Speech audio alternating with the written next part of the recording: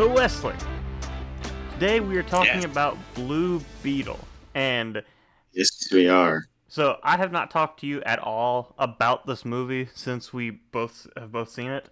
So I'm really curious. What is your uh what do you think of the movie? Because I know we did record first impressions, but what's your I don't know if they've changed any or not, but what's your opinion on the movie as of right now? Well, to be honest, I haven't really thought about the movie much since I've seen it. I was actually thinking about it earlier today. I was like, I kind of need to get those thoughts fresh in my brain before I start recording.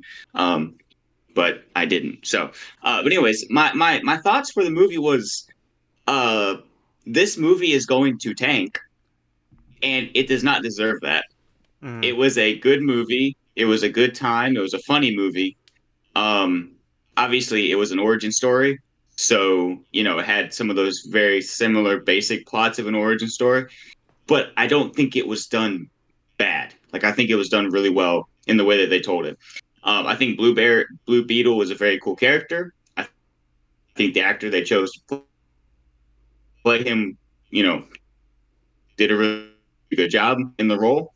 Um, my thoughts of the movie was that it's played out on a Marvel side of things. It's a DC movie, but played out very much like uh Spider Man, but kind of like in the Iron Spider suit. That's kind of the way that it kind of felt to me. mm. Which I don't think even though it looks like it's a kind of a copy of that, like it still looked good. Like I still enjoyed the movie. And that aspect didn't pull me out and be like, oh, this looks like a Spider-Man ripoff.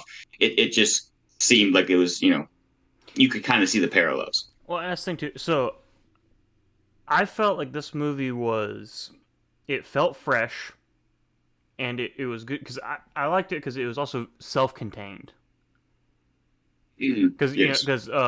for anyone who's listened to the podcast, that's one of our things we've mentioned about Marvel movies as of late is they're they spend so much time setting up other Marvel projects that the movie itself sacrifices for it.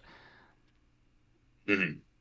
Now, with this movie specifically, like I said, there are some gripes I do have with the movie, and some of them might get a little bit more into spoilers ish, but so I'm gonna give that warning a little bit here because I'm not gonna spoil anything specifically. I'm gonna give more broad stuff, but if you don't want any kind of spoilers of any kind, don't watch the or don't listen to what I'm about to say. But essentially, so the main villain, or what? Well, not really the main villain, but the person who Blue Beetle fights at the end has the exact same power set he does. That's one thing that I can't really fault it too much because every comic book movie does that. So I'm not gonna fault it too much for that. Also, I feel like the story was also very familiar, or was also very reminiscent of a Marvel movie. I don't know if you picked up on this, Wesley, but it almost felt like the story was like they'd taken the story of the first Ant Man and then just changed a few things. But like I said, I think it was a good movie. It was enjoyable. I think they did an excellent job with building up the side characters. Yes. But like I said, there was just a couple of things that just were a little bit I don't know that I didn't quite like about it. But all in all, I say I would like this movie, and I would recommend anyone go watch it. The way I felt coming out of the movie theater was this is one of the first movies I've enjoyed. Like one of the first superhero movies I've enjoyed watching in a while. And I'm even going to rank that, or that statement comes in even with Guardians 3, because even in the realm of Guardians 3, I had to go into the movie theater thinking, where are they at right now? This one was, you could go in blind and you still could enjoy the movie. Whereas in most of the Marvel movies nowadays, you have to have some kind of background. So I did like that aspect, and I think I enjoyed this more for and that simple aspect. and And I do think it was a good movie too. and that goes back to me saying it's a very self-contained movie, which I like. Mhm. Now that being said, though, I was telling Sarah this when we were walking out, and I don't, from what I know, I don't think this is the plan. I don't necessarily know what the plan is with the DCEU or the DCU, whatever they're calling it when James Gunn takes over. Um, but this would be a very good movie to kickstart their next universe. And it would very much be a copy of like, Iron Man kicking off the universe, but it was a good movie. It was self-contained, and I feel like if they wanted to, they could branch out from this movie going forward with a fresh universe. I don't think they will because I think they have other plans as how they're going to reboot it. But like Iron Man wasn't a no-name character, I don't think. When Iron Man came out, but he wasn't like Superman, Spider-Man, Batman, like those big hitters.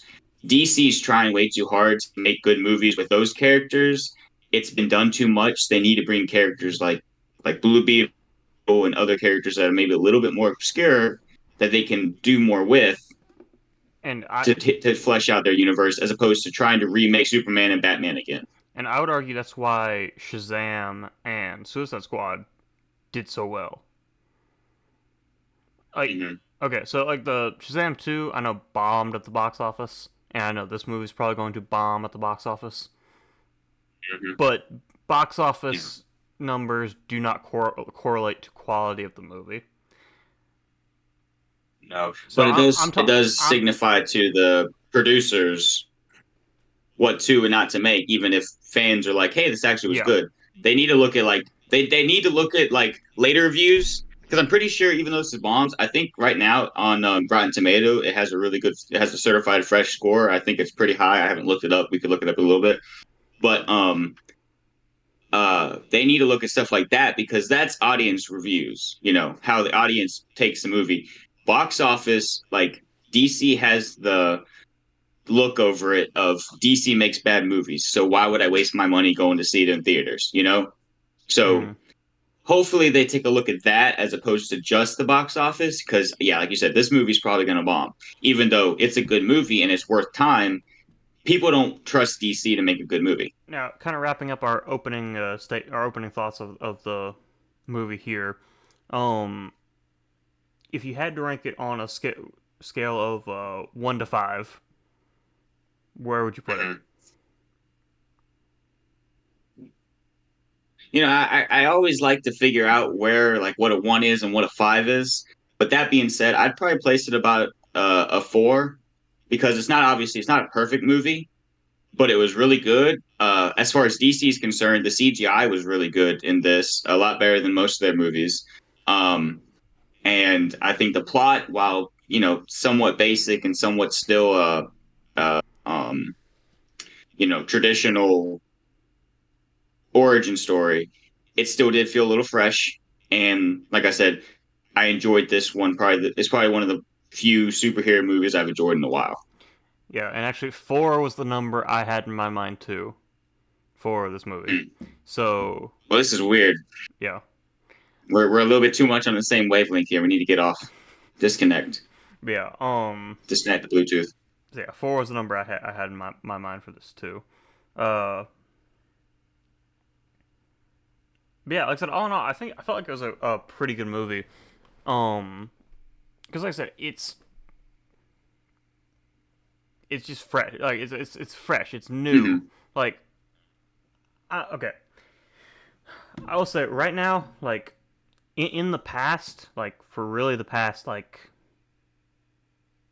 15 years, I would have agreed. Hmm. I would have agreed to the statement that Marvel movies are way better than DC movies, Yeah. especially this year. The movies that have come out this year, I'm not so sure about that anymore. I think like okay, You Shazam said two, Sham came out this year. Shazam 2 was really good. The Flash completely like that completely blew my expectations. I had such low expectations for that Yeah. movie, and it way surpassed what I was thinking the Now quality let's was going let's to be. ask this. Let's ask this before you get too far. For the Flash, was the Flash actually good, or was it that the expectations were so low that it just was better than that? I don't know. I think I need to give it another watch because I have not watched it Yeah. since the first time I watched Hmm. it opening weekend. So I think I need to give it another watch. But Yeah. okay, like comparing it to okay, and I know the only Marvel movies that have come out this year were Quantumania and Guardians 3, which I did like Guardians 3 because I felt like it was a good ending wrapping up to the rest of the Guardians movies. Now, if it weren't for the first two Guardians movies, I don't know how well I would have ranked it, but I felt like it was a good ending to that. But when you compare these movies to Quantum Mania was just such of a movie.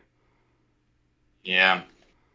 So, and like even if you compare Marvel movies from like the past few years, like what was it Black Panther, Wakanda Forever, Thor: Love and Thunder, and what there's another one, Doctor Strange: Multiverse of Madness came out last year.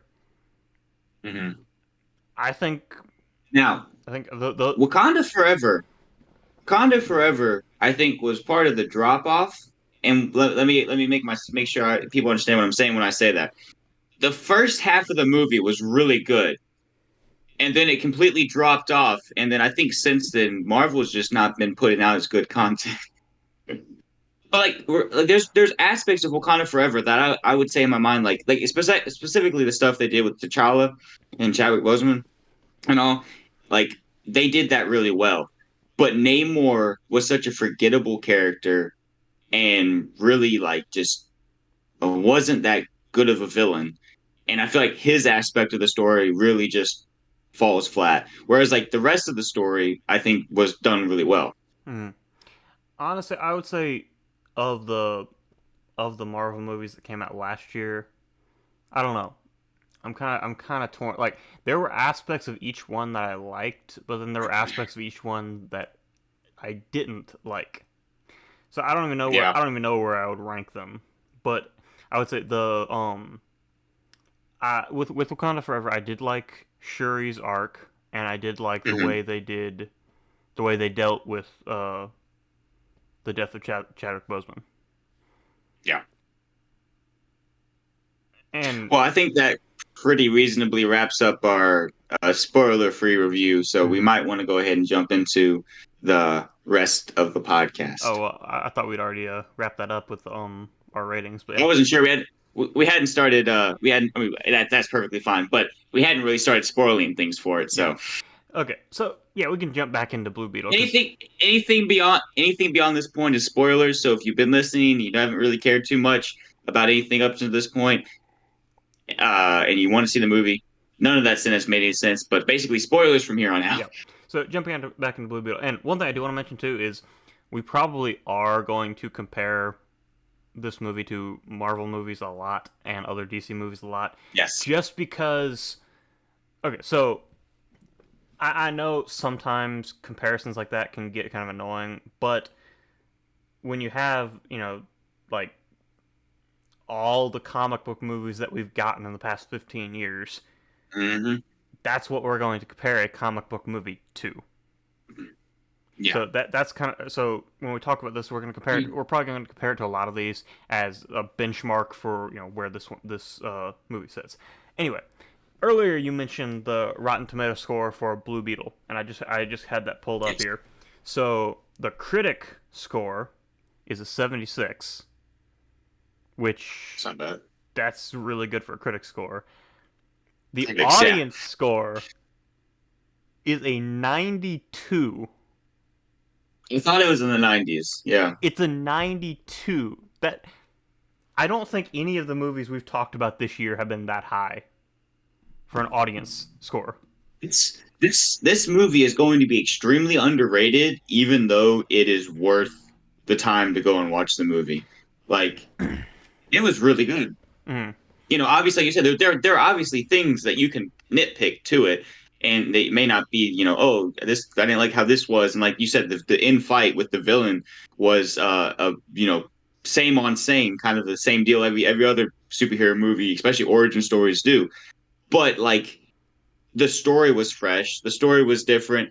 You're not having to come in with a bunch of other baggage and knowledge, and that in fight was still good. Like it still looked really Mm-hmm. cool, you know. Mm-hmm. And I like how they kind of did the like earlier you compared him to Spider-Man, which Mm-hmm. um I do watching that I did kind of think of that. It's like he's not exactly a like I wouldn't say he's a ripoff of Spider-Man or Iron Man, but it's almost like the if I were to explain the character of Blue Beetle, it would be almost like a mix of Spider-Man and Iron Man. Iron Spider. Yeah, When he was transforming into the suit and the claws or whatever came out, mm-hmm. my mind immediately went to Iron Spider, and I was like, this is gonna be like a quote unquote rip but off of Iron Spider. okay, Not even though it didn't completely rip it off. but what I mean by that, so it's basically it's like okay, you take like okay, Jaime Reyes is very like very similar to Peter Parker, like the Mm-hmm. young kind of inexperienced. He's not a genius like Peter Parker is, but still like the young kind of inexperienced, quippy, and then you give him Iron Man's nanotechnology is essentially what the Blue Beetle is. And I know because Yeah, a lot of essentially. people, myself included, before this didn't I didn't really know much about the character, and I actually did do a little bit of research into the character of the Blue Beetle, um, just because I want to know a little bit more, and I'll get into that a little bit later after we kind of go over. I don't know how much of the plot you actually want to go over, but after we talk about the plot a little bit more, but yeah. Mm. So do you want to like dive into the plot at all? Um, yeah, we can. But what was I gonna say real quick? Oh, also with the suit. So, and this kind of goes in hand with the plot, obviously, because the suit is part of the plot. Um, but the suit is a symbiote of some kind, Mm-hmm. and it has the voice in the head kind of a thing. And so I also liked like the bonds at the end of the movie that they showed between the suit and um Jaime, right was his name? Jaime, you Jaime or Jamie? Jaime? Jamie Jamie, yeah, is the either way. English name, But but yeah, it's the English version of it. yeah. I used both in my spoiler free review that I Mm-hmm. did right after the movie. But it was the bond that they had at the end of the movie. Um, I really liked that, like the way that they developed that, and it was very reminiscent of like the bond between Venom and Eddie Brock in the Venom movie. It's similar, and kind of Mm-hmm. how the way because he's obviously a symbiote as well, and so I kind of like that, and I would like to see more of this character in the future. But then also like a lot of times sequels don't always do well, but it's like I would like to see more of this character because of the way that it was set up. How he came to at the end of it all, like it was a very good. The character growth in this movie was done very well. Mm-hmm. But we can dive into the plot of the movie, which will explain more about the suit. Okay, well, so essentially, like you said, the plot of the movie revolves around the scarab. So basically, I'm not gonna dive too much into the plot. I'm just gonna summarize the plot. But essentially, so there's this big company, Cord Enterprises. They found this scarab, and the CEO wants to use it to design their own version of it for weapons to sell to the military. And that's kind of the plot revolving around this. So they're researching it, and then so the CEO's niece ends up taking the scarab before they're done researching it, and there's a whole bunch of stuff going on with Hammy during all this. Like he was working at their one of the CEO's like mansions or whatever as a um cleaning boy or something. as staff, pretty much, and Yeah. he ends up getting fired because he stands up for the niece Jennifer. I'll just start using names, Jennifer, and I say let's if you know names, pull up names. I'm gonna pull up yeah, the IMDb because I don't remember names. yeah, but he stands up for Jennifer in front of I forget her name, the CEO's name. But yeah, he stands up for Jennifer. He gets fired, and then long story short, he ends up with the scarab because Jennifer gives it to him, so she can get away because after she steals it, the building goes on alert and whatever. Anyway, Looks like her name is Jenny Jenny. Okay. instead of Jennifer. Jennifer, it might be sticking in the mind because last week Jennifer was the girlfriend Well, um, no, they did say from Back to they the did call Future. her Jennifer, but I think they called her Jenny more Oh, often in the movie. Anyway, but yeah, I don't Jenny, remember. Victoria Cord is the Victoria Cord. CEO. Yeah, yeah, and Jenny Cord is the niece. Anyway, so yeah, um, so one thing leads to another. The Scarab ends up bonding with Hammy, and he goes, the classic superhero once they first get their superpowers go flying around breaking a bunch of stuff. Classic, classic break of cut bust in half kind of a deal, like every other Exactly. superhero does. Exactly. Yeah. Um. But yeah. Anyway, so Cord Enterprises wants the Scarab back, and that pretty much drives the plot for the rest of the movie. They end up capturing Hammy after they threaten his Or his family. family. Threaten his family, Hmm. and then his family, with the help of Ginny, have to go to an island off the coast of Cuba and rescue him. So that's the And very hey, summary, very basic summary grandma, of the plot. Yes. So grandma's a badass. Hamy's Nana was a former revolutionary. Yeah. Oh, it shows too. They don't say in what revolution, but she was a former revolutionary. She was a former revolutionary in all of them. Uh, But yeah, speaking of the family though, some more stuff to dive into here. The while it's all been done before, okay, let's just get that off the table. Everything in this movie, in some way, shape, or form, has been done, despite this being done in its own way. Um, but his father dies hmm in the movie. When they attack the house and they capture his family, his father he goes and helps his family. They start escaping.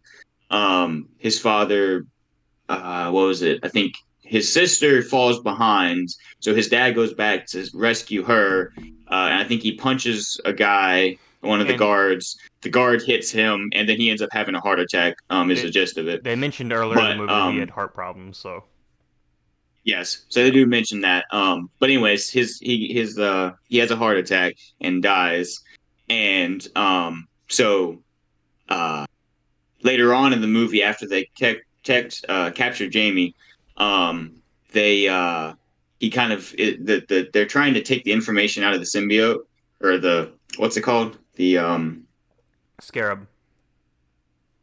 the scarab. So they try and take the information out of that so they can have it for the other suits that they're planning on making. And where they're doing that because it's attached itself so much to Jamie and his mind and all, when they're taking it out, it's basically gonna kill him. So he's like straddling in that like life or death, little area, that realm, they show in movies, and his dad's there. And I just have to say that that scene is extremely emotional and was very well done. No, okay, so like I said earlier, they did a really good job with the side characters in this movie. Hmm. When Yeah, like all the stuff, with Hamy's dad passing away, all that is very emotional. They did a good job of making you, it is. Yeah, and I don't know necessarily if you're feeling empathy for Hammy or if you're actually attached to that character. I'm not entirely sure, but the way they did it, yeah. it's still emotional. Well, I also think that like a lot of it too, and then I don't know if this is just strictly something I do or I mean, it comes to like empathy or whatever, but like, I just put myself in that position and I think, well, what if this was me in that position with my dad? And like that really just usually hits it Mm. for me. If that's a kind of a if that's the kind of thing a movie can emotion they can evoke out of me, they usually get me in that. And this one did very well with that. Like those scenes, and like his dad was like, this is not your time, you know. But and then another thing with this is that earlier in the movie they were talking about like what their purpose was in life, and it gets called back in this scene because his dad says he knows what his purpose was in life, and his purpose was to be here to help Jamie push on after he dies and after, because it's not Jamie's time. He says, I know what my purpose is to be here right now with you so that you know, become the hero you're supposed to become. So that was a really good, touching. Obviously, yes, you can call it cheesy or whatever, but it was very well done. It was very emotional and it was very good. I was kind of half expecting a, like a line similar to "With great power comes great responsibility," Yeah, but just because that is yeah. So was so, I. just because that is so reminiscent of Uncle Ben. But like I said, Mm-hmm. and like you just mentioned, this movie, everything in this movie has been done before in comic book movies, but it still Yeah. feels fresh. They did Mm-hmm. it in a Yeah. very, like I said, they did it in a very good way. It still feels fresh. Mm-hmm. Now, the only thing, Another thing. one thing that I, Go ahead. one thing I do feel like was a little rushed. Well, not necessarily. Yeah, I guess rushed. So was the relationship between Hammy and Jenny, because I feel like they didn't really like that. There was a couple scenes where they kind of built on it a little bit more, but they didn't really explore that to the point where like the end, where they were at the end. Yeah. They didn't really. I feel like that was a little bit of a leap. I don't feel like it was forced, but I feel like it was rushed. Yeah. I would agree with that. But I think the reason that it doesn't feel like it was forced, and I feel like the reason that if you're not really being too scrutinizing over it, it doesn't really play as a problem is because of the chemistry that they Mm, had. Like they had really good chemistry throughout the movie. So when it comes to the end of it, while you might be like, huh, I see it here and there, but it's not like the most obvious thing that they've been, kind of hitting towards this. It's not like, wait, where did that come from? It's not like Anakin and Padme, mm. no chemistry, no Oh, nothing. We just need a baby for the new trilogy. and so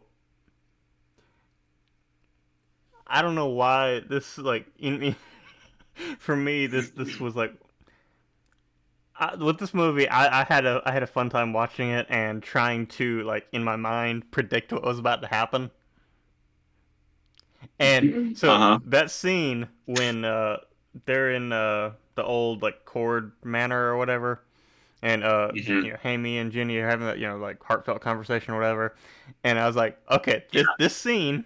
I was just thinking about it, like, okay, so this scene is going to end with them about to kiss, and then Hamy's uncle's gonna come in and say something. And that's exactly what happened. Yeah. Yep. Well, hey, Dave, like we said, everything's been done before, so you've just seen this movie just with a different skin Yeah, over it, yeah. different name. But But like speaking of what's his name? The uncle, Rudy, Rudy, yeah, Uncle Rudy. yeah. He he was extremely fun. I mean, the whole movie, the comedy in this movie was great. Mm, Like top tier comedy in this movie, and he was a lot to do with it. Like a lot of his lines and a lot of him, he was obviously there for comic relief, and he did a really good job in that role. And it didn't seem forced. Like it all just really, it was funny. It was a funny movie. I laughed a lot. mm. I love all the scenes with him in the truck Yeah. or the taco. Oh, the taco. Huh. Hey, wait, it's the new one. Hey, it's blue. Thank you. I'll see about that. Help me like this. Yeah, his yeah, he brought a lot of comic relief. to the movie. It was just, yeah, that was Yeah, really funny. His character. yeah, and so did the I think they just called her Nana throughout the movie, but so did she. Yeah, yeah, she was. Like all her lines are in Spanish, Mm-hmm. but like just like her I mean, she didn't even have that many lines to begin with. But Well, just her facial expressions, and and then the gun scenes where she was shooting the minigun. You know, and I feel like they did a good job because like okay, so I'm pretty sure in in this movie it was supposed to be like most of the time when they were like at home and stuff, they were supposed to be talking Spanish, even though like yeah. a lot of the dialogue was in English, just so you didn't have to read Hmm. uh closed captions the whole time. But I feel like they did a good job with the like balancing the like because the Mm. family is Hispanic, so obviously they speak I Spanish, I but did like the the integration yeah. of Spanish into this movie.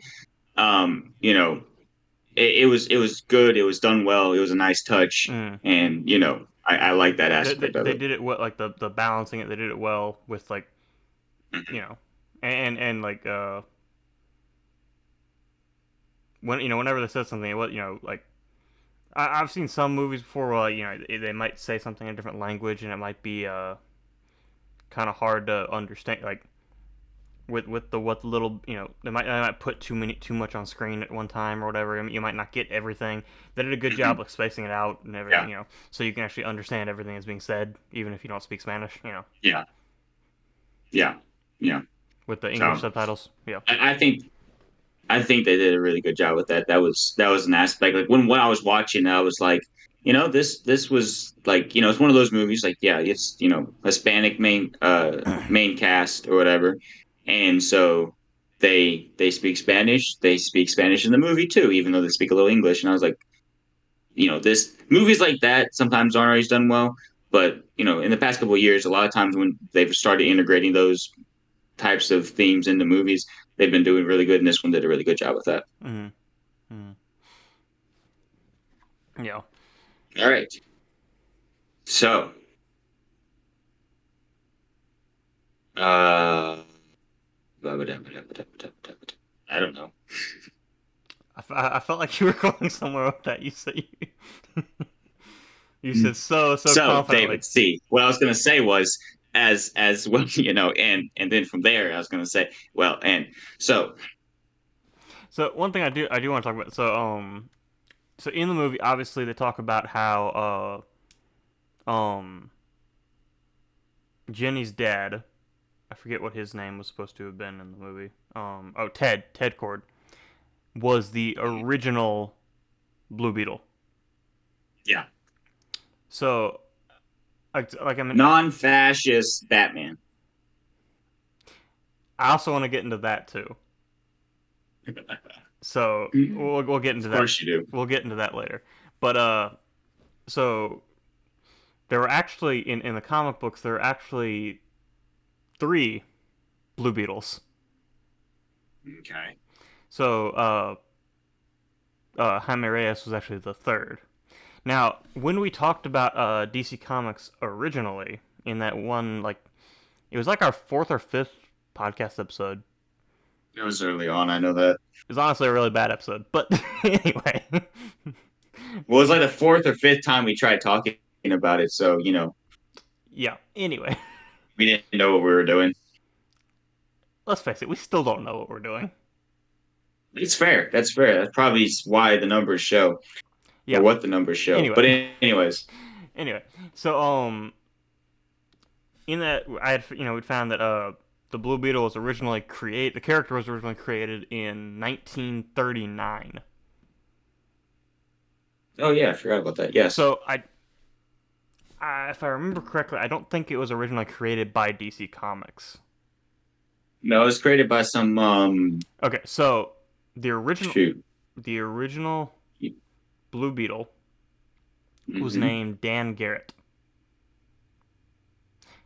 and so he Okay. got his power from eating a vitamin, and he got powers. I ate my vitamins never, so no wonder I have no powers. Oh yeah, let's see. So I need to start Yeah. eating So my so vitamins, is what so I'm hearing. he ate a vitamin and it gave him superhuman abilities, and so that's where What kind? let me see. The article I read Yeah. just said superhuman abilities. All right, so let's see. Well, Dan. see, that's just very lame to hear. I don't want superhuman abilities. I want superpowers. I want razor whiskers, What? um, cannon balls, and Um. uh, Okay, so here we go. So Dan Garrett was a fictional superhero originally appearing in American comic books published by Fox Comics. shoot cannonballs. So Fox Comics was Okay. I think bought by D or I think American Comic Books was bought by DC, and that's where that came from. Anyway, so let's see if I can find a power set here. Atomic sneezes. Let's see. I should have gone to the DC wiki, not the actual Wikipedia article, because I feel like nerds are more likely to actually use the DC wiki. Anyway, let's see. I don't know, David. Do you use it? Are you a nerd or a geek? Yes. I know there's supposedly a difference, but I don't remember. I have to go Oh, back and here we watch go. Okay, here we go. the Red Link video. Abilities: All right, what we got? Okay, what's the abilities? Atomic sneezes. hand-to-hand combat, That's not ability. flight, Batman's got that ability. Okay, that's ability. energy projection. What does that mean? Um, I think that's like Green Lantern kind of powers. Okay. Um, superhuman strength and superhuman That's, durability. okay. So essentially, he was Superman with energy projection. So Green Lantern with super strength. Yeah, yeah. All right. So then, after Dan Garrett, uh, there was Ted Cord. What happened to Dan Garrett? In the '60s, he was replaced by Ted Cord. That's it. Um, I Did have he here. die? Did he get too Well, old? okay. Let me do a little more. Let me see if I find that. But okay, it says in the '60s the character was revamped, and a new Blue Beetle, Ted Cord, emerged as a genius inventor without superpowers, relying on gadgets and intelligence. So they basically turned Blue Beetle from Superman into Batman. I think this was after DC had bought the character. Um, I don't know why they do that though. But there is the one thing though, because in the opening scene or when they were showing like the different newspaper clippings and they're talking about industries or whatever. Um, uh, I did see, they did say something about Blue Beetle and like the fighting, so I was kind of curious as to how that was going to play out. But I guess if you're a big, comic book fan and you know a lot about the character of Blue Beetle, then none of that was a surprise to you that Ted Cord was going to be revealed to be, the Mm. Blue Beetle because Well, it was all there. so in that, like I said earlier, when I said it's a bit, basically a ripoff of Ant Man, that's one of the big things where I'm getting that from is, okay, so the new character picks up the mantle from the old retired superhero, and then he falls in love with the old retired superhero's daughter, and then oh, Well, if you explain it like that, I can kind of see it, but and then the old retired when you first, when and you, then the old retired superhero's company, the person who's running that company is the main villain, and they design a suit that matches the powers of the main hero, and in this final fight, so final fight scene at the end where the main hero's family is threatened, and So, you know. So you see like that, yeah. If you break it down like that, I can see. When you first originally said it, I was like, okay, I can kind of get the idea from it. I So didn't really see it. When you say it like that, it makes a little bit more sense. I do understand so in that sense how it's pretty similar. that's where I got that from. I don't really think it's like that. It's not a blatant ripoff, and it's not like a Well, well because you also have to think about how generic of a synopsis you just gave exactly, to make it match the exactly. storyline. Like it is when you go into the actual movie watching it, that's not usually a thought that you'd have, thinking Mm. about that. So anyway, jumping back into Ted Cord, the character from the comic books, I've also got abilities for Ted Cord, even though it says he doesn't have any Atomic powers. sneezes. So he's got genius level intellect.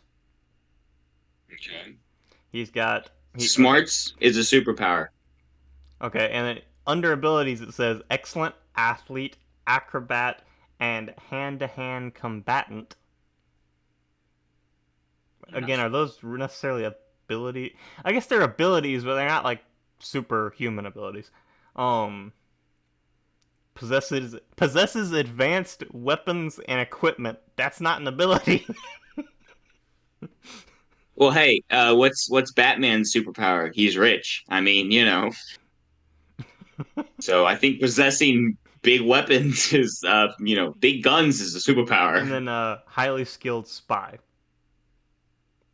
Okay, let's talk about it this way. Okay, would you consider Batman to be like his skill level, his skill set to be a normal, like it's definitely above normal super ability, human Okay, abilities. if So he's semi superhuman, if I were go- but it's from working hard.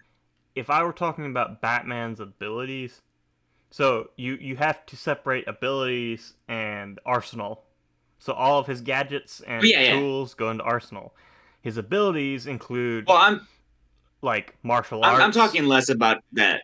His Yeah, abilities include like martial arts and um I would put his intellect in there too.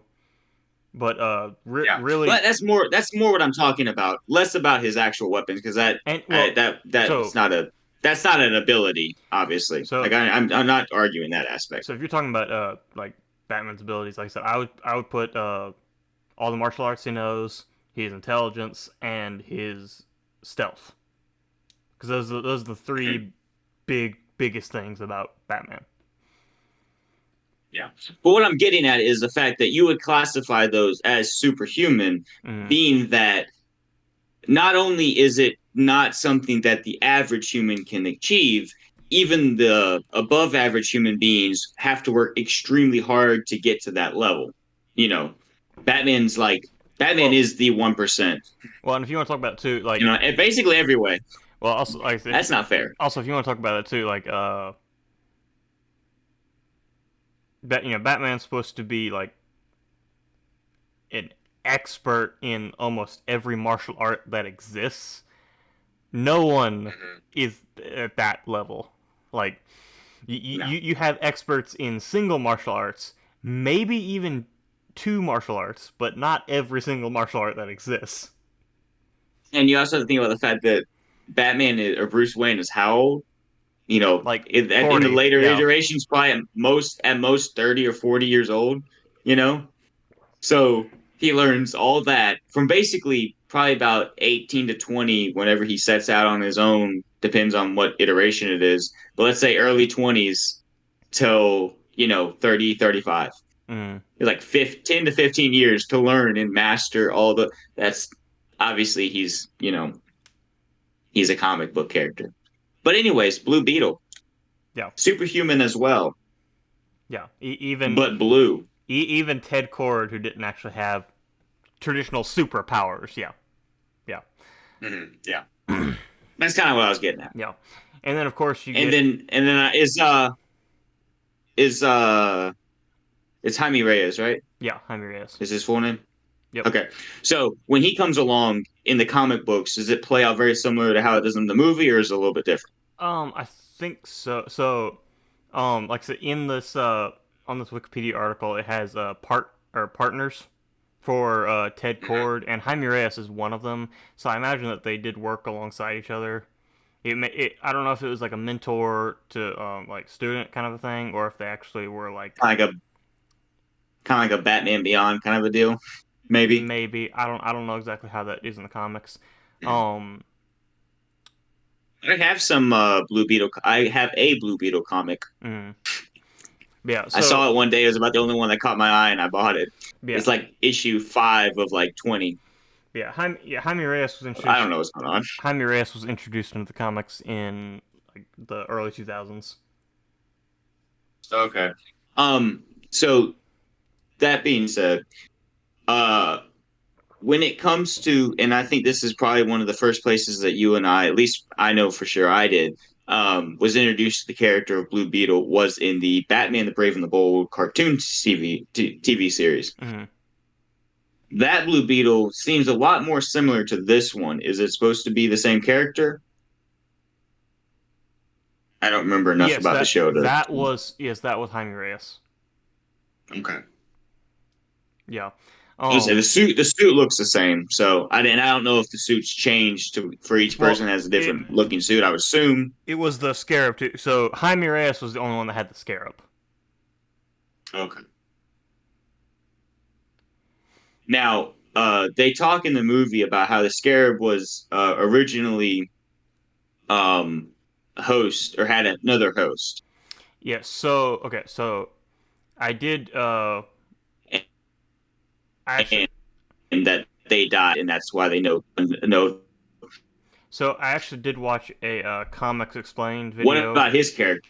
So I did. Is he someone in the comics at any point in time that was a hero, or is he just more a lab experiment? So there was actually one in the he was in a couple comics. So I did watch a comics explained video earlier today from the YouTube channel Comics Explained, um, talking about the origins of the scarab itself. So I forget the name. There's a lot of like comic book names for like alien species or whatever. Let me see if I can find this. The names for the aliens. Um,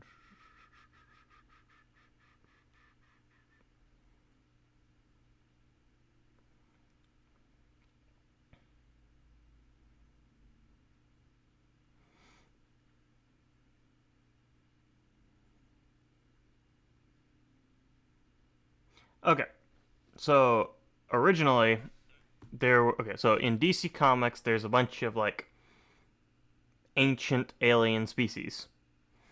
So one of them is called the Reach, and they were the ones that made the Scarab. So the Reach and the I forget what it is the whatever the species that had originally created like the Green Lantern Corps. Do you remember do you remember what they're called? I am not up to date on my DC. I'm just going to say that. So Okay. no, Let me see. Let me see if that's I can right. look it up. Yeah. Look that up real quick.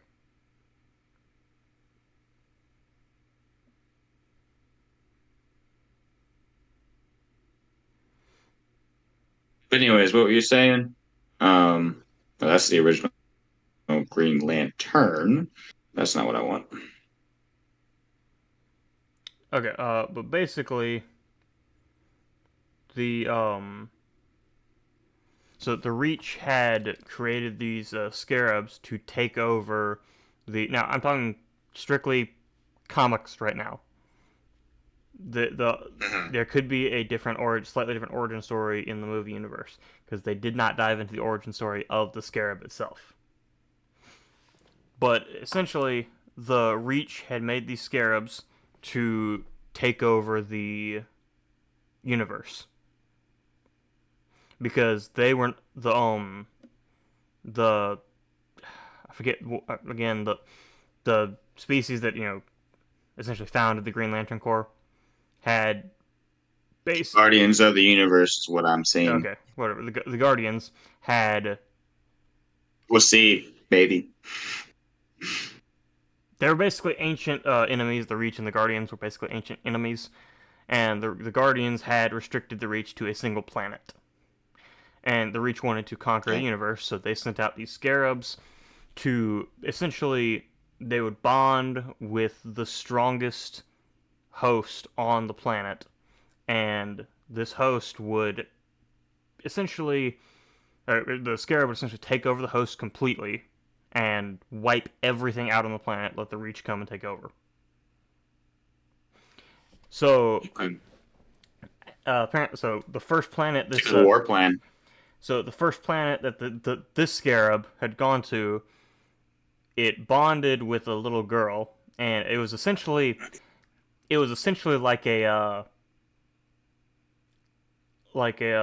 same origins as like the Venom symbiote in Marvel Comics. If you don't know, the reason the Venom symbiote is Mm.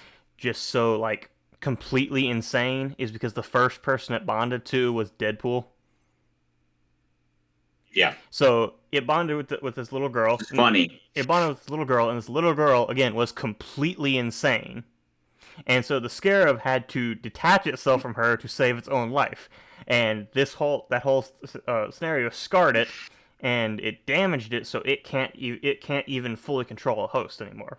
Then when it was heading back to its homeworld, the homeworld of the Reach, and one of the Green Lanterns intercepted it and tried to capture it, it went through a wormhole, ended up on Earth like 5,000 years ago or something in the Yucatan Peninsula in Mexico, and it bonded with a like a Mayan warlord or whatever.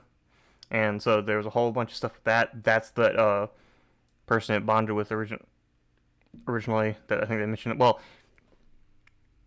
so they mentioned that in the movie, but they In the also movie, they mention it. they also mentioned the like friend of Ted Cord. I don't know if that was a thing Yeah. in the comics, but Okay, that's more what I was asking about yeah, because I was wondering if it was a character that was at one point like a superhero of some sorts, or if it was like yeah, but what that was in the comics. But okay, yeah, I don't know if it mentioned that, but yeah, and essentially it over time got discovered because this Mayan warlord before he died, he realized how destructive the symbiote or the scarab was. So he essentially hmm went to this pyramid, destroyed the pyramid on top of him, and buried himself. And the scarab lost to time. And then, yeah, later on, a company dug it up. I don't know if it was Cord Industries, but it was just a company dug it up, and one thing led to another, and ended up bonding with Jaime Reyes. sounds like sounds pretty good, Sounds like a comic book more or explanation, right? less. It does. It's very complicated. Yeah, that's because it came from a comic book. Yeah, yeah. So yeah. If you Well, want a better explanation than the one I just gave, go look up Comics Explained's video on the Scarab. I'm just gonna throw, probably a I'm just a gonna throw that more out there. more cohesive, probably a more cohesive explanation for it Yeah, than what was just given. yeah, because I'm not a comic book expert. Just throwing that out there. Not only that either, I would also say that if we were making a video about it, one, we'd do more research, and two, we'd have a script, and three, we'd edit it. Yeah, yeah, This is all freehand or unfiltered unfiltered, unedited, un everything. It's just a on conversation. everything. It's just a conversation between friends. Well, David, first off, I need to bring a friend on, and then we can call it a conversation between friends. Mic drop. What you gonna do about it? Actually, to be honest, when this comes out, this past week was my birthday, and you actually remembered, despite the fact that you said you do it to annoy me. I didn't remember to actually text you on your birthday, so I think I'm probably the worst friend here, whereas you're actually a you're subpar. Yeah. So I can't give you too high praise. for what Wes is talking about me annoying him, I said I found a YouTube short of a guy singing "Happy Birthday," and apparently he had done a bunch of them. So I found 21 of them and sent them to him periodically throughout the day, trying to annoy I him. swear you made those. It looked exactly like you. Hold on. Like when you first did it, I was like, I know it's not David, but it looks exactly like David. And you did it, and the impression you did when you sent me the last one, because the last one you sang, Mm. it sounded like spot on. So very well done, David. Very well done. That was the only present I needed that day. It was amazing. Just And the last one. The rest were annoying. so the channel I was talking about is ethereal in E. Never heard of him before I found that. It just randomly came up and one of his shorts just randomly came up in my shorts feed like 3 weeks before, and I was like, okay, that's perfect. So I saved it. Yeah. But yeah, Yeah. yeah, Yeah. Well, I guess to be honest, I guess we could consider ourselves friends. Because I always have strange relationships with my friends, and I annoy them. So it's an annoyance relationship. I consider those to be my friends. And I think that's the kind of relationship we have here. So I guess we can consider it a conversation among peers of friends,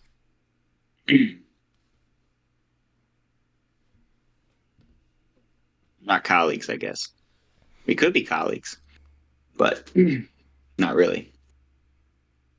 I suppose. Man, you remember when we were talking about when we both lived in the same place, and we were like, yeah, we should get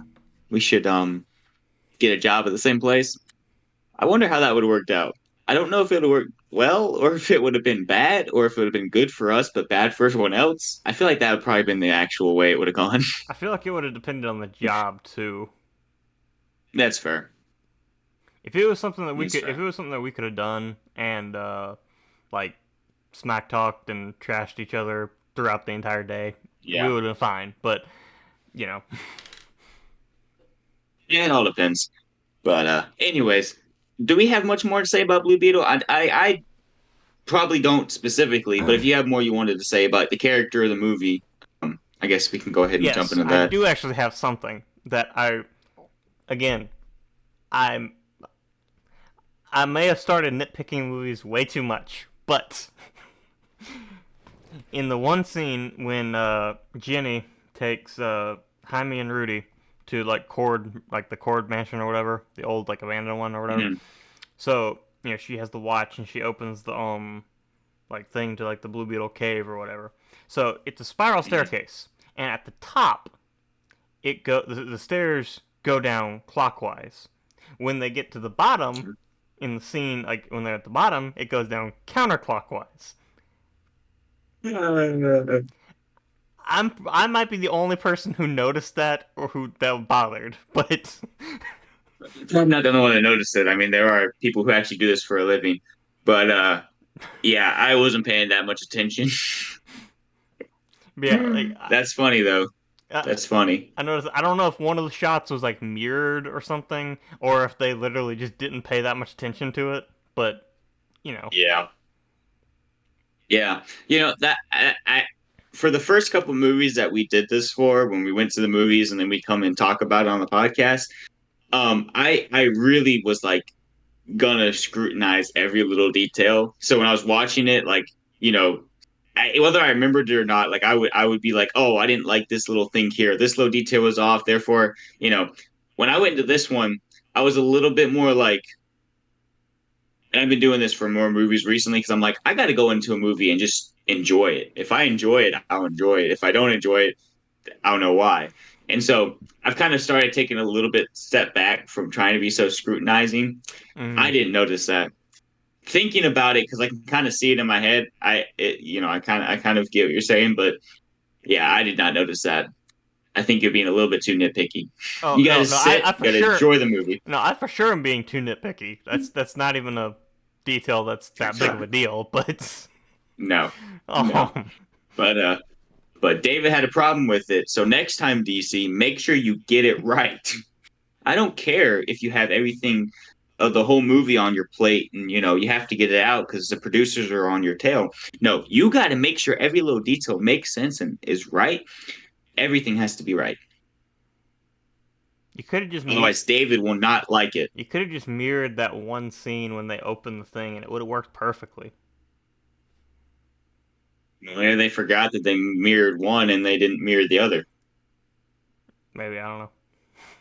Or they just literally didn't care because it's really not that big of a deal. They're building the set and the guy builds it the wrong way and they're like, oh, okay, no, it'll be fine. It'll be fine. And then someone comes on and is like, no, no, no, David's gonna hate it. And they're gonna be like, who's David? And they're gonna be like, I don't know, but he's gonna hate it. Uh-huh. Yeah. Very convoluted explanation here, but yeah, that works. Now, They didn't change it though. now I also do have a little bit of a rant here too. Okay. So this is not so much about the movie itself, but about the internet and Hollywood. Okay. So, okay. So one of the things that I noticed, or that I'd seen, so I did some, I watched some videos and stuff about the movie before doing the podcast. And one of the things that I've noticed some people were complaining about was that line that you mentioned about, that Rudy said about Batman being a fascist.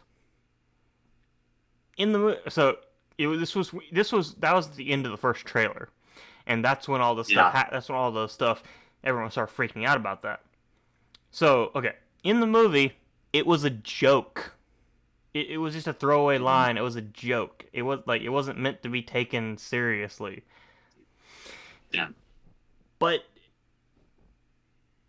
a lot of people, and this gets into more of the political stuff on the internet, but a lot of like people on the right were freaking out about that line.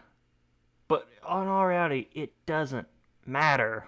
Like, okay, No. in movies, if you want to, if you are into the politics stuff in the movies, that yes, there are a bunch of legitimate complaints you can make about modern movies, and I'm sure there are some you can make about this movie, but that's not one of them. People just need to stop Well, overreacting, and it's also, and when I say people need to stop overreacting, it's also a little bit of the fault of Hollywood too, because the director was also kind of stirring the pot in this on Twitter. People just need to stop it was all over. fun and games. People just need to stop overreacting with this kind of stuff. It's not Mhm. that big of a deal. Yeah. Well, I mean, you also got to look at it and it was obviously a joke, but like in the movie, because this wasn't seen in the trailer, but in the movie, like look at the character of Rudy. Mm, Like he's all kinds of the government's watching, all kinds of conspiracy theories. Also, so yes, Batman in his mind probably would be a fascist of some kind. mm, So look at it from his character's aspect of it, not just like what like you said, it doesn't matter. It's a movie and don't get your feelings hurt over a fictional thing with a throwaway line that was there for comedy. mm. Not People are going to do it anyways. So not everything has to be political. And see, that's another thing. I feel like okay, I feel like there's two sides to this. I feel like with a lot of things, and like I said, there are legitimate arguments you can make, whether you're on the right or the left, for a lot of these movies. And a lot of these stuff, yes, they shouldn't be putting that in there. But a lot of stuff, you're overreacting. Now, for the Hollywood side of it, I feel like because I feel like a lot of people in Hollywood are more left leaning, and I feel like they put a lot of this stuff in. For just from my opinion, I feel like they're putting a lot of the stuff in there to get a rise out of the internet. yeah, Can we just not? that's fair. Can we just stop with all this stuff? Like, there are movies that actually have a point to them and actually should have some stuff like that in them. But most movies You're just going there to have a good time and to try to. I'm a big believer in escapism. I think that's what a lot of media should be.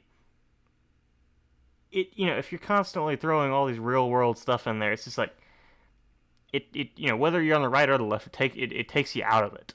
Can we just stop? Well, I think too that was the original, like that is the original intent of movies. That is how like it was escapism and like for certain things it was also like teaching things. So last night we watched the Mr. Rogers movie, Mm. A Beautiful Day in the Neighborhood. Yeah. Um and so, you've watched Mr. Rogers before, you might have seen that movie. But essentially the Mr. Rogers show was teaching kids about aspects of life, how to deal with feelings and emotions and all that stuff. So there are aspects of like that in movies. There are Mm. aspects, um, where there are morals to movies. But for the most part, a movie is there to entertain you. And obviously, no product that has been made by a person is going to be unbiased. Everyone's going to come at it with a certain view. But when you're making something, you shouldn't focus on like, and I feel like a lot of times nowadays the view has been skewed a little bit, but there are certain things that people across all beliefs can say that's right, that's wrong. And so, like, that's the gist of what you need to do when you're making. You don't need to have. You need to focus on the good guy beating the bad guy. Telling a good story throughout. You don't need to focus on like the political side of things. You don't need to focus on the religious side of things. You just need to focus on telling a good story, like you said, for people to escape from Mm. And reality, like I said, which sucks. there are valid movies that have a point, in the political or religious or whatever or whatever worldview that it might want to push. There are valid reasons to have it, but in a comic book movie, Yeah, that to me, like that is the epitome of what a movie should be for escapism. Like, you know, yeah, so and okay, and I will say this movie, as far as like the content in the movie itself, like because all the controversy came from that one line in the trailer. As far as this movie goes in itself, I think they did a good job of not including all that stuff. It was a the movie was just there for the sake of the movie, which I well, I appreciate. and I want to be careful with what I'm saying about this too, but they did mention a little bit here and there about like um it's a Hispanic family, and I think they did mention at some point about like stuff with immigration and stuff like that. But like they didn't focus on No, that aspect of it. They might have briefly mentioned that, but they didn't take a stance. They didn't really take. They just were like, maybe trying to build a better life for their family. And that was another thing about the movie. The movie was very, very focused on family, mm, which was very good to see. That like the main focus of the movie was family, and not in the cheesy way of Fast and the Furious, like in a really touching way. yeah, But they did a really good job with that, and they really steered clear of any politicalness with a lot of the topics that they could have touched on in this movie. They steer clear of them all. And like you said, like this movie, I really did feel like you can say about the controversy with that, but it was a throwaway line in the movie. It was a joke in the movie, and Rudy is as a comedic character in this, where most of his lines are pretty just there for the comedy. Not to be political at all.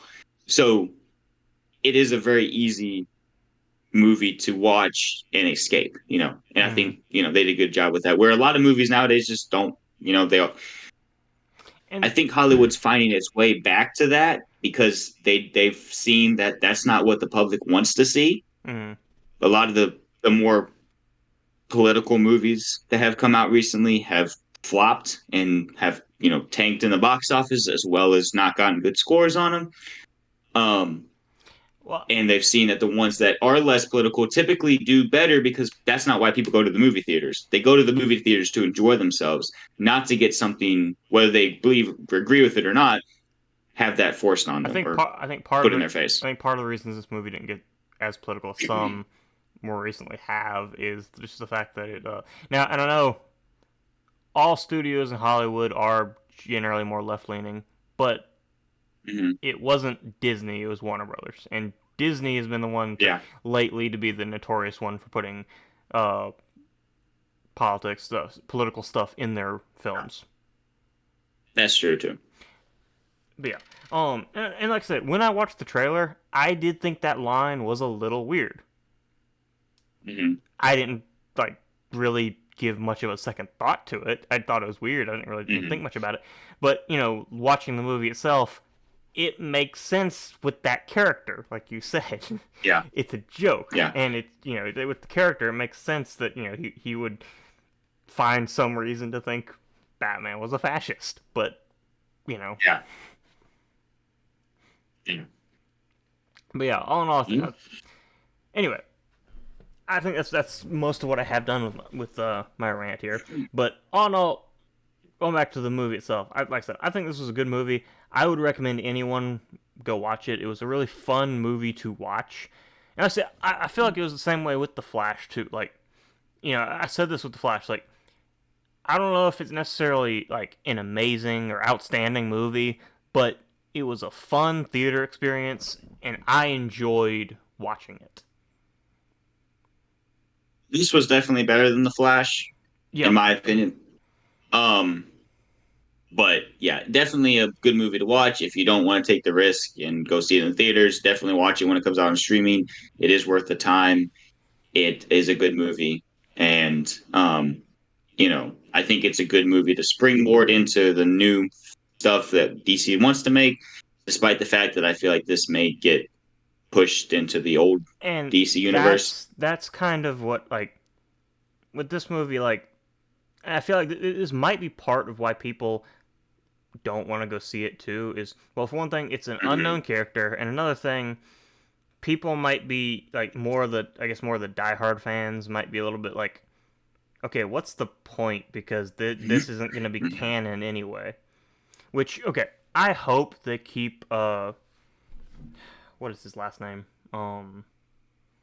So I saw his name earlier. I wasn't going to take a crack at pronouncing it. Um, What did you just do? Go back. Zolo.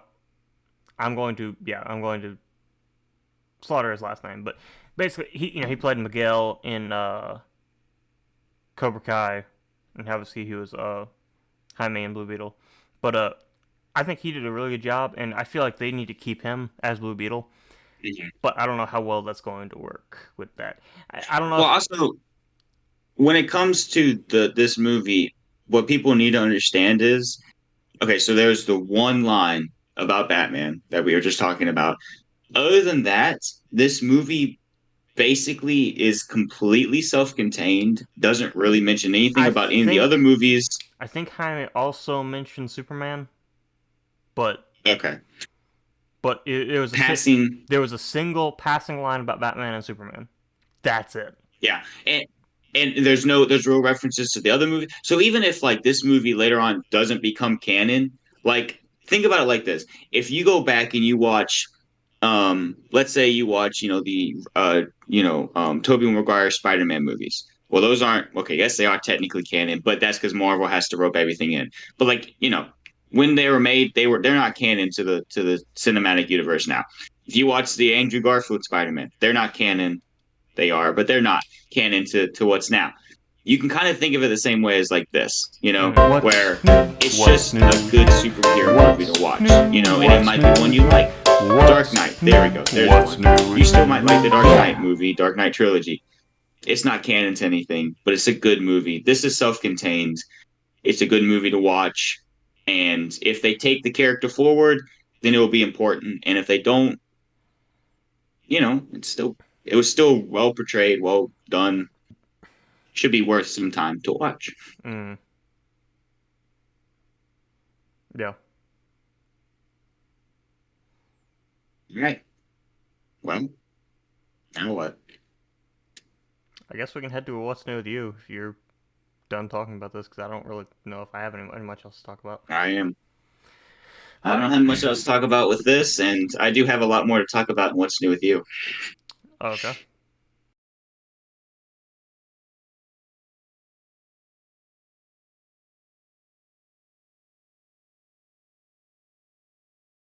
So Wesley, the question on everyone's mind, everyone wants to know, what is new with you? With David. With me? New with David. Well, yeah, actually, I want to know what's new with you first because I know I have a lot to say. So I Okay. figured I'd go Well, ahead and let you go first. so I think it actually mentioned like later or like in one of the earlier podcasts that I was watching through Rick and Morty, and Oh, yes. somewhere along the way I had stopped like somewhere in like towards the end of season 4. So I recently picked that back up, and I just finished seasons 5 and 6. So How many seasons are there? 6 that are out right now. So Okay, so you so finished. Are they still making them? yeah, yeah, Okay, okay, cool. yeah. And of course I've also been watching Futurama as well too. No spoilers, even if it's not a show that can be spoiled. I feel like Rick and Morty's more of a show that can be spoiled because it is more of a like continuous storyline than Futurama, but Mhm. there are still plot Yeah, threads in Futurama that are overarching. But yeah, yeah. Cool. yeah. Well, I have finished a lot of things this week. Oh wow. Well, I finished two things, and I might finish more by the time we talk next time. So I finally finished The Mandalorian. I had like three episodes left. I finally finished those off. Um, so that I thought it ended well. Mm-hmm. I understand why it's maybe not everyone's favorite season, but I mean, it didn't keep me intrigued enough to want to continuously watch it, which is why I waited so long to finish it. But I finished it in honor of the fact that uh, as of recording this today, Ahsoka's coming out, and looking at the time, it has been released because it came out at 6. Although it might have been some other standard time other than Eastern, so it might have come out earlier or later. I don't know. But Yeah, I was about to say. anyways, it'll be coming out I was about to today. say, as of recording this episode, Ahsoka had not come out yet, so we have not seen it. I know this episode is going to come Yeah. out after, but we have not seen it yet. Yes. We will talk about the first episode So we'll next talk about week. Ahsoka next weekend. Yeah, we'll talk about the Ahsoka next weekend. First two, right? I think it's the first two. It's the first two episodes. Yeah. I think it's the first two. See, I'll be watching those. I do still need to finish the Bad Batch, which I'll be doing this weekend, and I'm going to try and watch Andor as well as watch Invincible. And I'm going to relax a little bit this week too. So I have a lot to do. Mm. That also being said, I finished Fallout. Fall in Order. Fallen Order. Wrong fall. I finished Fall in Order. It was a lot shorter than I thought. Well, Mm. not a lot shorter. I've already been playing it for a while. I But I want to when go ahead. I want to ask you about it, but we are talking about it in a few weeks, so I will save it for Yeah. then. Yes. It was good. I am sad that it's over though. Mm. So I'm gonna try, and we'll see how the rest of the week goes. I'll see maybe about trying to play through some Fallout because I just looked at our calendar. We're talking about it in a couple weeks, so I might try and see if I can try and bang that one out in the next couple weeks, so I don't have it not finished. If I don't have it completely finished by the time we talk about it, I'm just gonna kind of Well, watch the rest of it. I am gonna reshuffle our schedule, so that might get pushed back. It might even get pushed back into next year. So you have time. Yeah, that's fine. Um, Okay. because I was actually looking at that because I was thinking we could maybe move Fall in Order up and Fallout back. But if we're shuffling things around more, that'd be so good. okay, well basically I might be revealing a lot here, but basically, so we are going to be talking about in November. We're going to be talking about a Songbirds and Snakes, and I want to talk about the Hunger Games before then. I don't know if I want to give each movie Okay. its individual one, or if I want to kind of split it up. Mm. I don't know if we want to do all four as four individual episodes, or if we might want to do um, We'll figure that out. Hunger We can Games and discuss Catching that. Fire, and then Mockingjay, the two movies. I don't know if we want to do it that way. I don't know. And then so I want to kind of reshuffle our We'll schedule figure around something here out. to fit those in. But yes, Yeah. we can talk about that.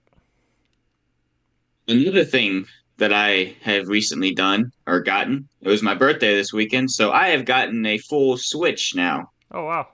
So I have a Switch that does instead of a Switch that doesn't. Well, I still have the Switch that doesn't, but I finally have a Switch. Yeah. I think I actually knew that you were getting that. I think. I can't remember. It's probably Uh, but but yeah, so that if I did know, I had forgotten until just now. So well, I guess it wouldn't have mattered. You weren't supposed to tell me anyways. yeah. But that's kind of cool. So I have that, and yeah. So I I'm starting to. I won't get caught up this weekend. I have way too many games to play to get caught up on everything. But I'm trying to make the most of my week and trying to play the video games that I never have time to play. But I've been spending a lot of time in the pool because it's nice. Mm. So but that's been my week or my weekend. But yeah, but when I was talking about Fallen Order, and we obviously need to talk about more about this whenever we're talking about it in a couple weeks. Um, so I switched it from the one of the harder modes to the story mode, and the story mode playing through that obviously was a lot easier. It would have taken me longer, but I still feel like it would have been like I might want to replay it on that harder mode because like it was enjoyable, but I feel like it went by too fast playing it Mm. on the easier mode. So Like I got the story of it, I but had I kind of I've grown to like the mechanics of it. I had played it on Jedi Master. I think or not Jedi Master, Jedi Knight. So Mhm. that's the normal mode. So story's Might easy. need to play it on that one. Story's easy. Jedi Knight's normal. Then Jedi Master's hard. Jedi or Grandmaster is like uh, extra hard or whatever, super hard, whatever you want to call it. Impossible. Yeah. So if I play it again, I want to play it on Grandmaster. Was we probably are talking way too much about this. We'll talk about it again. But was Jedi Knight difficult? So okay. So essentially, Fallen Order is a it's a platformer like Metroidvania with Souls combat. I don't know if you know Hmm. much about Dark Souls games, but Didn't play it much or basically anyhow. Done. you essentially with the difficulties, you just have to be better at the combat for the harder difficulties. Hmm.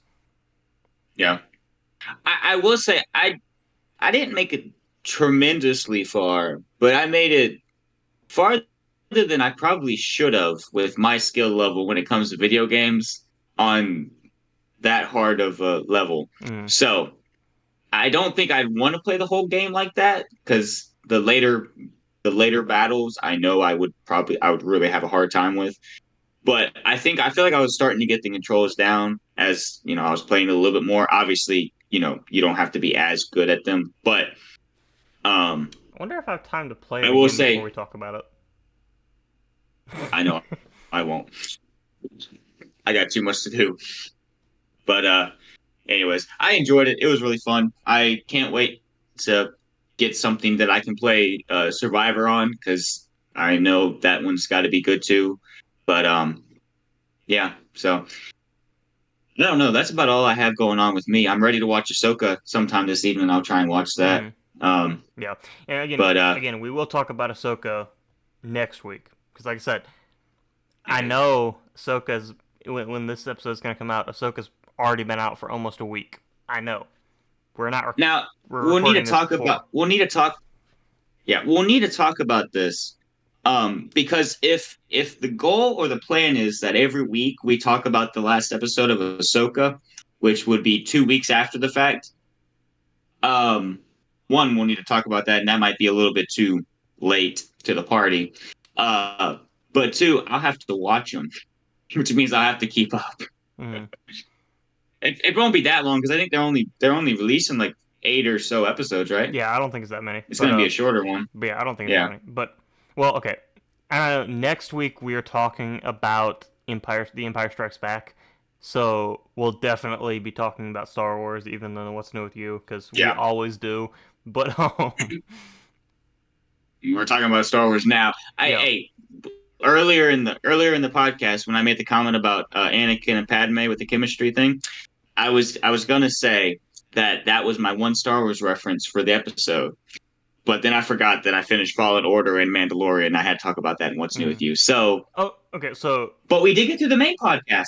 We did get yeah, to the main podcast. yeah. Talking about Mandalorian, going back to Mandalorian. I know you mentioned that like 20 minutes ago, but um, one thing I didn't want to talk about. So you mentioned like the ending, and you know, I feel like the ending was good, and I know it was very tame, but I like the fact that they didn't try to top the ending of season two because I don't think they could top the ending of season two. It's been a while since I've seen season two. Remind me how that ends. Luke, Okay, yeah, never mind. Yeah. Well, I also think like you think about it too. So, season one was ramping everything up.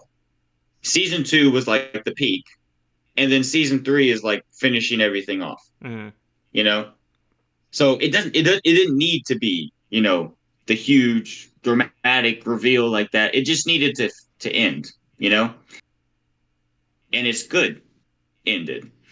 yeah, Now, obviously, they can bring him back, and I hope they bring Din Djarin back, and I hope we see more of Grogu or Din Grogu now. But I don't think they need to make another no, season of Mandalore, no, the Mandalorian. no, I feel like we're going to see Din Djarin and Bo-Katan in Heir to the Empire. That would be good. I feel because so obviously this last season, like yes, it was its main goal was to wrap up the Mandalorian, but it also you know laid more of the foundation for the Ahsoka series. Well, that also they do mention Thrawn some in his That's return. what I mean. Yeah, Uh, because so Thrawn's going to be the main villain in the Ahsoka series, and I feel like the Ahsoka series is going to lead directly into Heir to the Empire. yeah.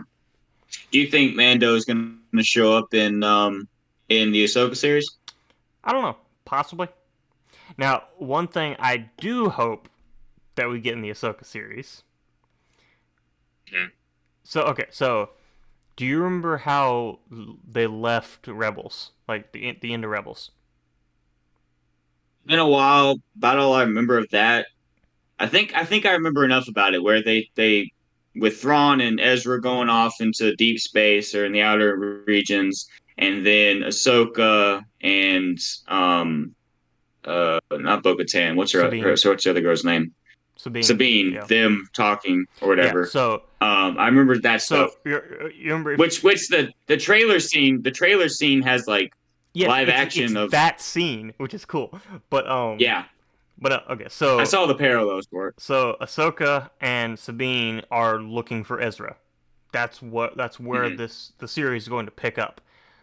So one thing one reference that I would absolutely love to see is so if like okay so let's basically say they're looking for Ezra. They hear stories of like a Jedi hiding on this planet, and they go to this planet, and they end up finding an older Cal Kestis. I do hope that they bring Cal Kestis onto the big screen or into the live or into the Because you get what okay, I'm getting at into TVs and movie shows because like he does such a good job as a character. I would love to see where he is after the end of Survivor, which and neither one of us have played. So I don't know if Well, you know and much I think about it, but I and I think don't. Survivor's also supposed to take place before. Well, you know, it is supposed to take place before. Um, at least Still before. before episode 4, right? I don't know if it's before episode 4, but it's at least before Return of the Jedi Yeah. because the Empire's still a thing. But Yeah. no, like and Cameron Monaghan, you know Mhm. did the mocap for Cal Kestis, like he is Cal Kestis. Cal Kestis looks Yeah. exactly like Cameron Monaghan. So they could Yeah. just get Cameron Monaghan in and have him play an older Cal Kestis after Return of the Jedi. I would love to Mhm. see that. That would be really, really cool. Oh, also, you think about it too, specifically with Bo-Katan, but like, they are starting to bring to level it out where it's like, you have a live action character, you have an animated character. They're both like Bo-Katan was one of them that was in both. Darth Maul is one that has been live action and animated. So you have a character like Cal Kestis who was mocapped. Like I was playing it this weekend, and my sisters were asking about it, like what it was about, all this stuff. So Taylor ended up looking up a recap of it, and she was like, "Oh, the voice actor who plays the character looks a lot like the character you have on the screen." And I was like, "Yes, because they did mocap for it." And so I was like, hopefully sometime they'll bring him Mm, in as to play Cal Kestis as like himself because he looks, like you said, looks exactly like the guy. And if you age him up a little bit for a role after Return of the Jedi, you know, he would fit right into that role.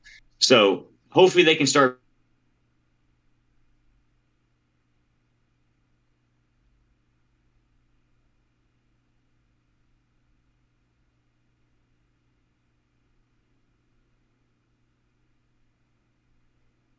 games to because they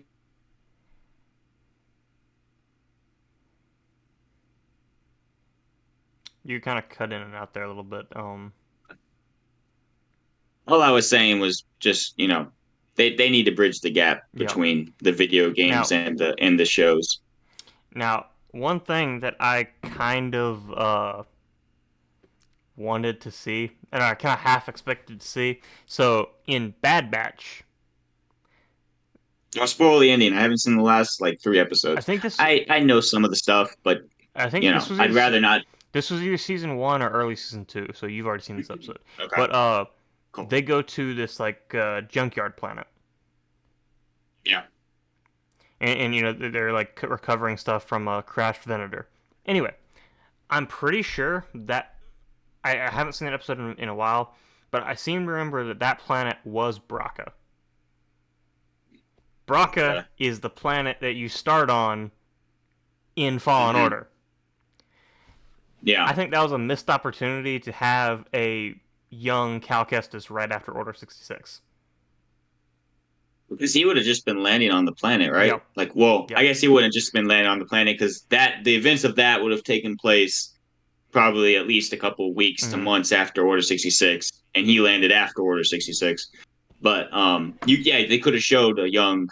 But you also have to think about the fact like he went into hiding and was Yeah, basically quiet for the first couple of years. So you have to think, well, how would that play into yeah. you know the video game start And off? again, So maybe it was an Easter egg, something yeah. like that. And we need to change subjects because now I want to ask you about what you thought about the Order 66 sequence, and we need to save that for Yeah, yeah, yeah, yeah, we need to save that. Anyway, um, yeah. so come back in like I Well, think it's scheduled for October. We might push it up to September, but come back in the next month or two, and we will have talk yeah. about Fallen Order.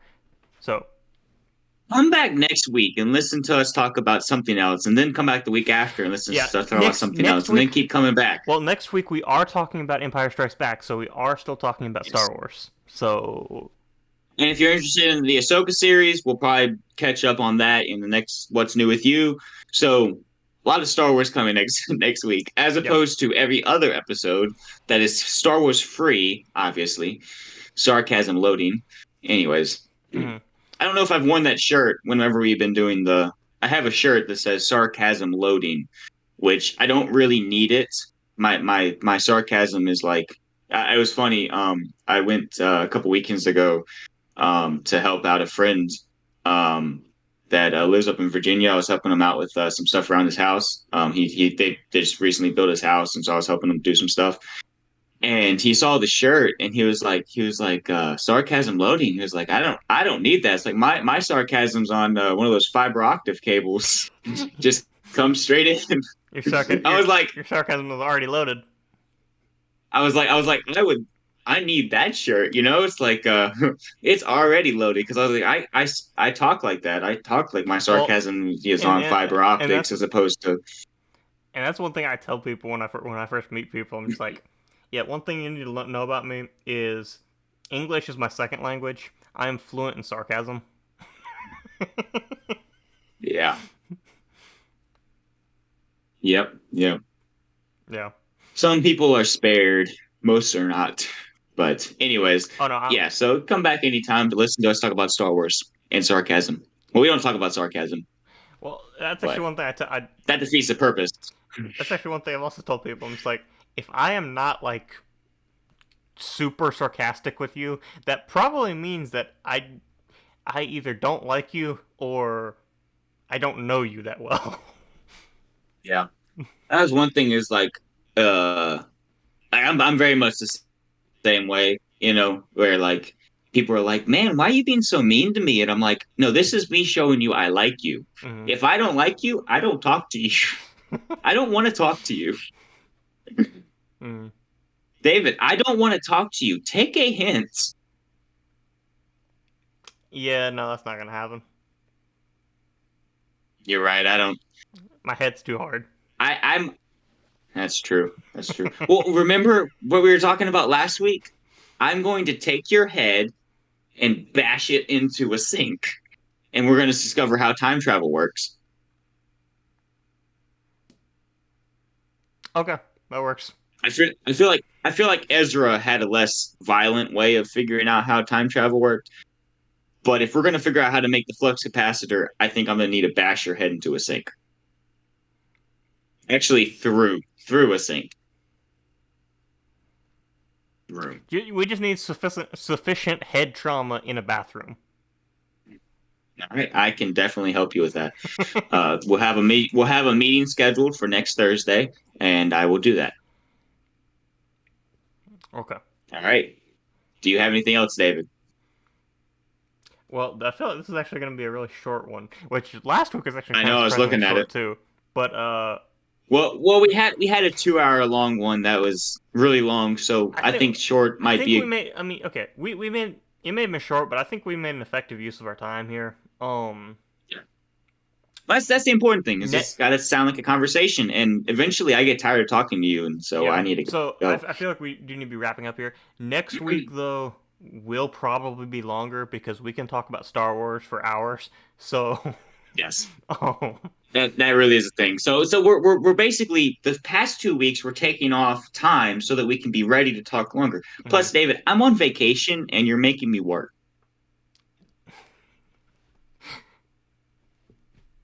I mean, you said you wanted to, so I said I would. Also, we got to be consistent. I mean, I'm not taking time off for anything else, so true, I gotta true. I gotta keep it up going. So, but we can cut it short. I We feel could like have we did doubled. we Well, did actually, no, we well couldn't enough. have doubled up next or last week because we were talking about something that came out this past weekend. You're a smart one. I got to work on other things this weekend, anyways. Honestly, I'm still on vacation, whether I have work to do with this or not, because my schedule is so booked as it usually as on a normal week that the amount of free time I have now is just I'm good to go. All right. Well, Okay, well, you ready for an outro? I'm ready for an outro. If you are. Good. Let's go to Star Wars. So, long time ago in a galaxy far, far away. So, see, there was this guy named C-3PO, and he had his buddy named R2-D2. And so they were actually droids. They weren't guys. They were You were droids. supposed to cut after I said a long time ago in a galaxy far, far away. You weren't supposed to talk. Well, explorers, that's all the time we have for today. We hope you enjoyed this week's episode. Let us know what you thought in the comments down below, or you can DM us on Instagram at DownTheRabbitTrailYT. From there, I say something. Oh, yes. Make sure to tell your friends, spread the word if you enjoyed this, and join us next week on the Trailcast. I don't know why I always forget that line.